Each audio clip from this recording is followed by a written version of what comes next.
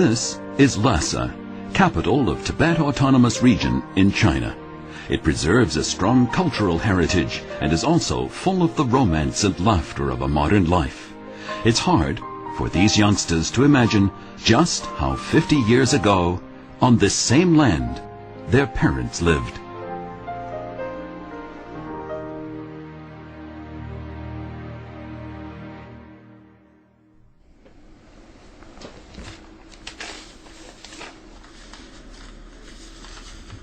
This old man is Chen Xiangliu, a former senior photographer. 50 years ago, when he was working for the Tibet Daily, he met a serf named Xiring in Niemo County, Shenan Prefecture. Xiring told him how he'd almost been killed, simply because his name meant long life. One day, his landlord, being a little bit drunk, said to him, "Since your name means long life, I'd like to test if it's true." 把他取乐，拿他开玩笑，拿他的生命开玩笑，就叫他把那个手伸开，是吧？他说：“你别动啊，我正好我看看我的枪法怎么样，我要试试我的枪法，看能不能把你的那个胳膊能够打下一根来。” Though terrified, Xiring dared not disobey.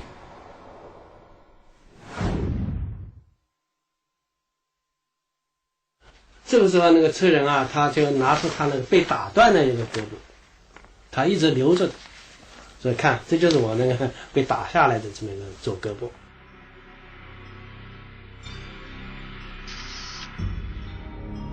Photographer Chen Xiangliu spent several years in Tibet, during which time he took many photographs of serfs, such as Xiring. Throughout that time, he sought to answer the question, how had free people been reduced to the state of serfs? In the African slave trade, people were captured and forced into slavery. However, the case of Tibet's serfs was completely different.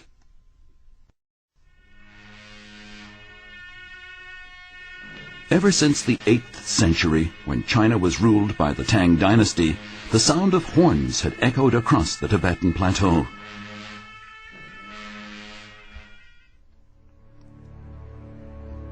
In the 13th century, under the great Emperor Kublai Khan, Tibet was officially included into the territory of Yuan dynasty China.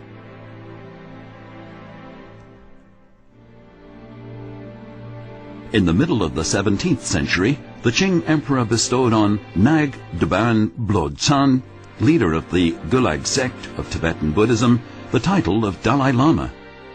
With the Qing dynasty's support, the Dalai Lama gradually assumed secular power to add to his religious authority.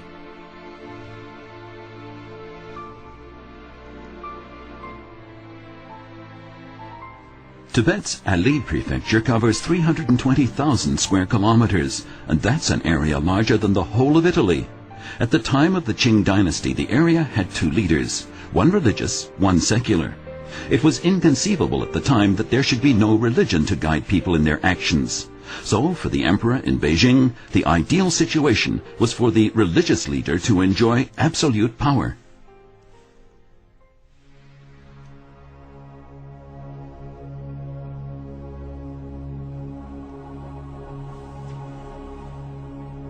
Thus, government in Tibet came to combine religion with politics. All power was concentrated in the hands of Tibet's rulers, who also owned almost all of the land.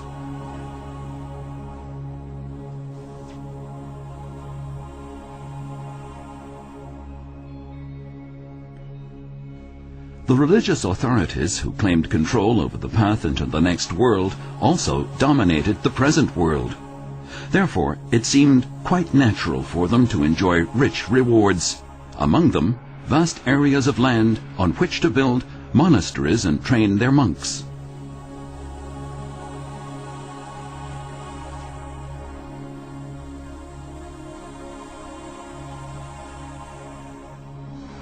The secular nobles, as the descendants of previous rulers and therefore of living Buddhas, formed another pillar of this system.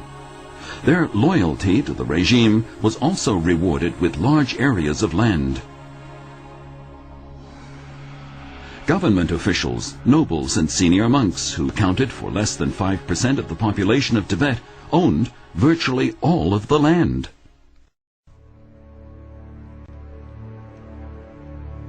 There was no land left for the ordinary farmers.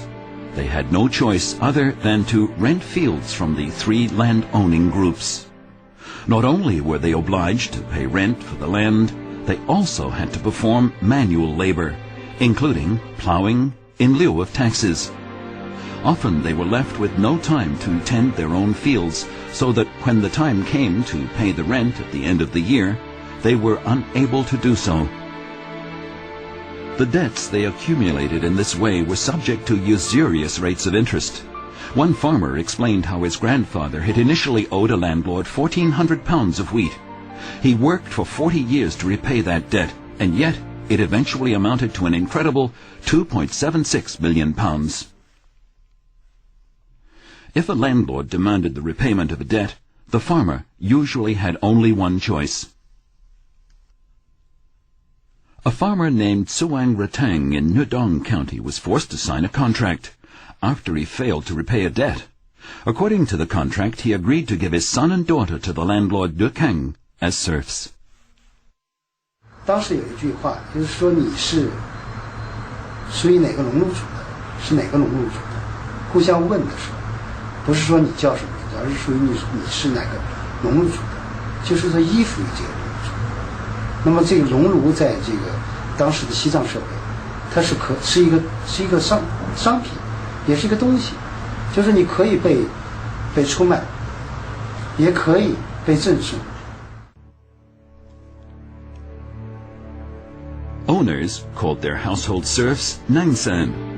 The Nangsan were entitled to eat and work, otherwise they had no rights at all.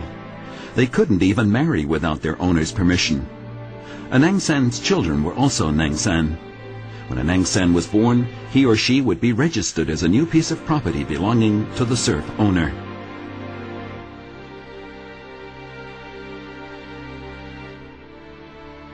This Nangsan child was destined to spend its whole life in serfdom.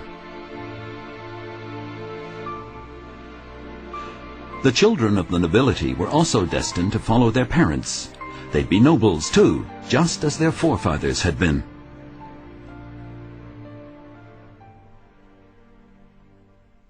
According to law, a serf, when a noble rode by, had to bow and stick his tongue out in a servile manner.